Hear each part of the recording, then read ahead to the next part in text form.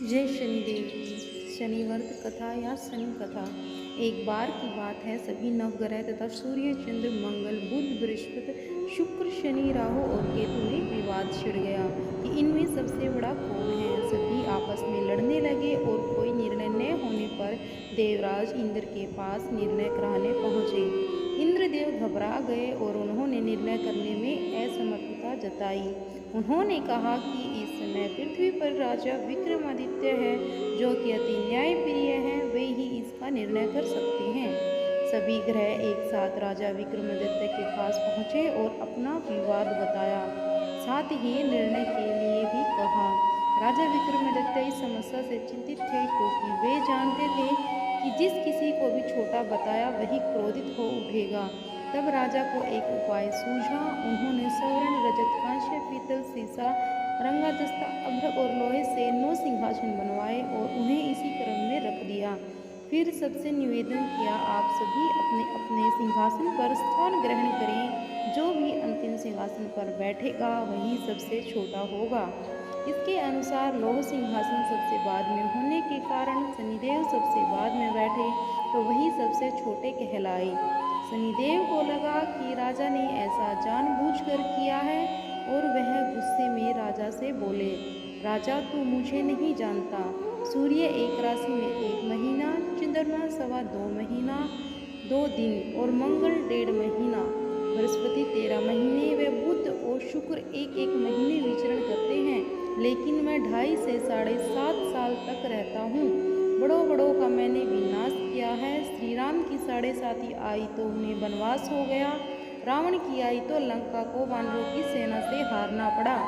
अब तुम सावधान रहना। ऐसा कहकर कुपित होते हुए शनिदेव वहाँ से चले गए। अन्य देवता खुशी खुशी चले गए। कुछ समय बाद राजा की 7.5 आई। तब शनिदेव घोड़ों के सौदागर बनकर वहाँ आए। उनके साथ कई बढ़िया घोड़े थे। राजा ने यह समाचार सुन अपनी अश्वपाल को अच्छे घोड़े खरीदने की आज्ञा दी।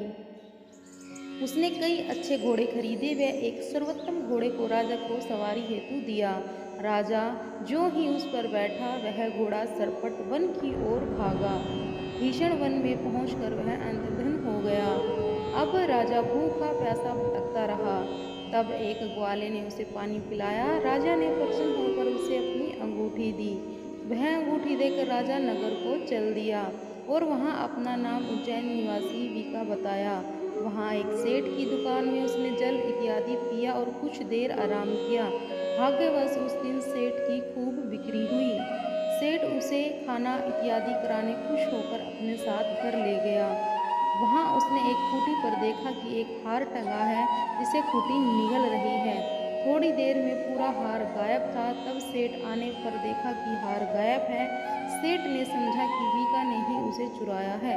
उसने वीका को कोतवाल के पास पकड़वा दिया। फिर उस नगर के राजा ने भी वीका को चोर समझकर उसके हाथ पैर कटवा दिए और नगर के बाहर फेंकवा दिया। वहाँ से एक तेली निकल रहा था, जिसे दया आई और उसने वीका को अपनी गाड़ी में बैठाया। वह अपनी जीभ से बैलों को हाँकने लगा। उस समय राजा की शनि दशा समाप्त हो गई। वर्षा ऋतु आने पर राजा मल्हार गाने लगा। राजा जिस नगर में था, वहाँ की राजकुमारी मन भावनी को उसका गाना इतना पसंद आया कि उसने मन ही मन प्रण कर लिया कि वह उस राग गाने वाले से विवाह करेगी। राजकुमारी ने दासी को राग गाने वाले को ढूंढने भेजा। दासी ने बताया कि वह एक चौरंगिया है, यानी कि अपाहिज है, परंतु राजकुमारी ना मानी। अगले ही दिन से उठते ही वह अनशन पर बैठ गई कि विवाह करेगी तो उसी से करेगी। बहुत समझाने पर भी जब राजकुमारी नहीं मानी, तो राजा ने उस तेली को बुला भेजा और विवाह की तैयारी करने को कहा। फिर उसका विवाह राजकुमारी से हो गया। तब एक दिन सोते हुए स्वप्न में शनिदेव ने राजा से कहा, राजन, देखा तुमने मुझे छोटा बताकर कितना दुख झेला है।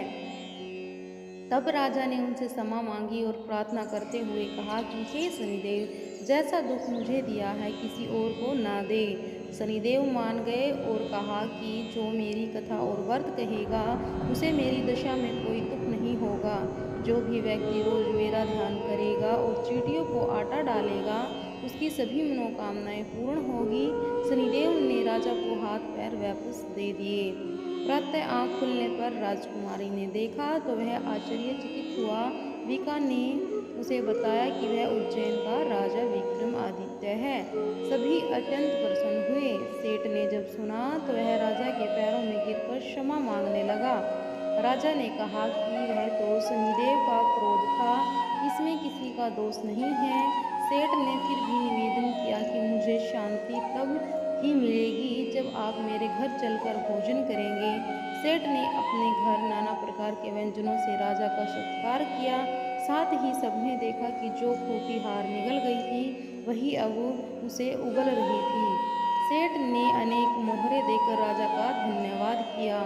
सेठ ने राजा से अपनी कन्या श्री कंवरी से विवाह करने का निवेदन किया। राजा ने संघर्ष स्वीकार कर लिया। कुछ समय बाद राजा अपनी दोनों रानियों मनभावनी और श्री कंवरी को सभी उपहार सहित लेकर उज्जैन नगरी को चले। वहाँ राजा के राजावासियों ने सीमा पर खूब आदर सत्कार किया। सारे नगर में दीपमाला बनाई गई। राजा ने घोषणा की कि मैंने शनिदेव को सबसे छोटा बताया था, जबकि असल में वही सर्वप्रिय परी है। तब से सारे राज्य में शनिदेव की पूजा और कथा नियमित होने लगी। सारी प्रजा खुशी और आनंद के साथ जीवन बिताने लगी। जो भी कोई शनिदेव की इस कथा को सुनता या पढ़ता है, उसके सारे दुख दर्द दूर हो जाते हैं। व्रत के दिन इस कथा को अवश्य पढ़ना चाहिए। अगर किसी पर साढ़े साती है तो शनिवार के दिन व्रत कथा करें या शनिदेव के मंदिर में जाकर उन्हें शाम के टाइम पर सरसों का तेल अर्पण जरूर करें। साथ ही में गुड़ की एक डली भी ले जाएं और वो भी शनिदेव पर अर्पण करें। तो बोलिए जय शनिदेव। आप सब को यह कहानी पसंद आई हो तो लाइक और शेयर